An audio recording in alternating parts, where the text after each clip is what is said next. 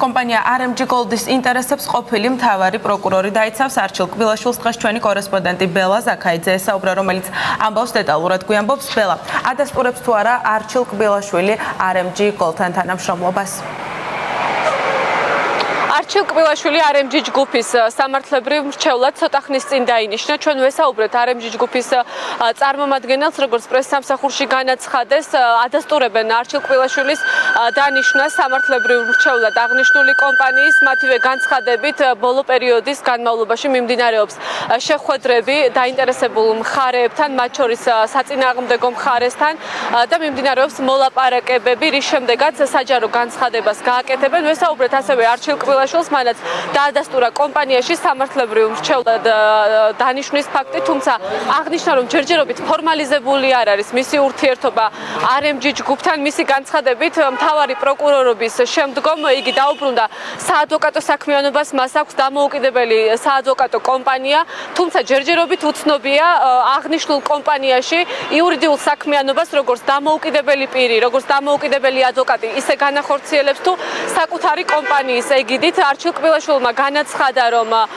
არანაირი შეხება ხელისუფლებას აღნიშნულ გადაწყვეტილებასთან არ აქვს და ის ფაქტი, რომ იგი ამ ხელისუფლების მთავარი პროკურორი იყო, არანაირად არ მიუთითებს კომპანიაში მის იურისტად დანიშვნის ფაქტს იმაზე, რომ ხელისუფლებას რაღაც დაინტერესება აქვს ამ კომპანიაში. მისი განცხადებით ეს არის წმინდა სამართლებრივი, წმინდა საადვოკატო საქმიანობა და ხელისუფლებას არანაირი დაინტერესება ამ გადაწყვეტილებასთან არ აქვს. კომპანია RMG ადასტურებს, რომ ბატონი არჩილ კბილაშვილი იურიდიული მრჩევლის სტატუსით, ასე ვთქვათ, მოღვაწეობს ამ კომპანიაში.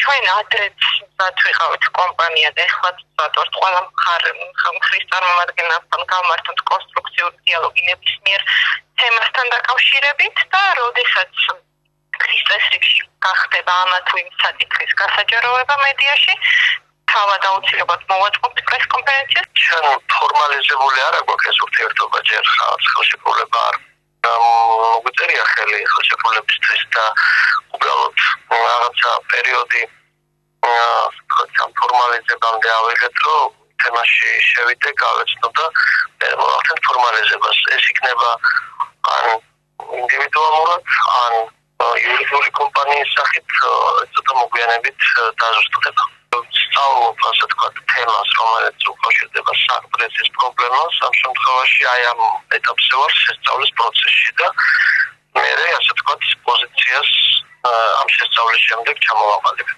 ეს არის საადვოკატო საქმიანობის ფარგლებში განხორციელებული საქმიანობა. სულ ეს არის ახსნა, ხელისუფლებასთან კავშირი ამ თემას არ გააჩნია. საკითხს რამდენიმე წუთის წინ გამოეხმაურა საყდრისის გადარჩენის კომიტეტის ერთ-ერთი წევრი, კულტურის მინისტრის ყოფილი მოადგილე მარინე მიზანდარი. ჩვენ მას რამდენიმე წუთის წინ ვესაუბრეთ, როგორც მარინე მიზანდარმა განაცხადა, ის ფაქტი, რომ არჩილ კბილაშვილი ამ ხელისუფლების მთავარი პროკურორი იყო, არ მიუთითებს იმაზე, რომ ამ კომპანია RMG Gold-ში არის ხელისუფლების დაინტერესება იმ ფაქტის გამო, რახან არჩილ კბილაშვილი დაინიშნა ამ კომპანიის იურისტად. მისი განცხადებით ამ ფაქტის გარეშეც აშკარად იგრძნობოდა ხელისუფლების დაინტერესება და მფარველობა კომპანია RMG ჯგუფის მისამართით, თუმცა უშუალოდ არჩილ კბილაშვილის ფაქტს იგი არ მიიჩნევს, რომ ხელისუფლების გავლენა იყო ამ მიმართულებით. როგორც მიზანდარმა განაცხადა, მიმდინარეობს სასამართლო დავები ამ საკითხთან დაკავშირებით და მთავარი მოსამართლის გადაწყვეტილება, მისი თქმით, მთავარი ძირითადი გადაწყვეტილება და მნიშვნელოვანი გადაწყვეტილება უკვე მიიღო მოსამართლემ, როდესაც საყდრისი ყაჩაღიანში შეაჩერა სამუშაოები.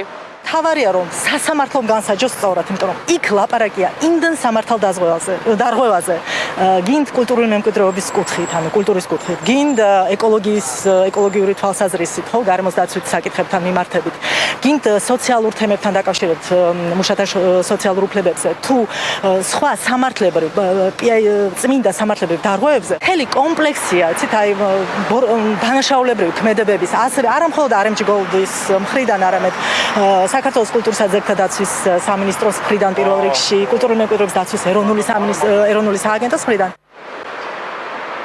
საყდრიშის სამუშაოები საიას სარჩელის საფუძველზეა შეჩერებული.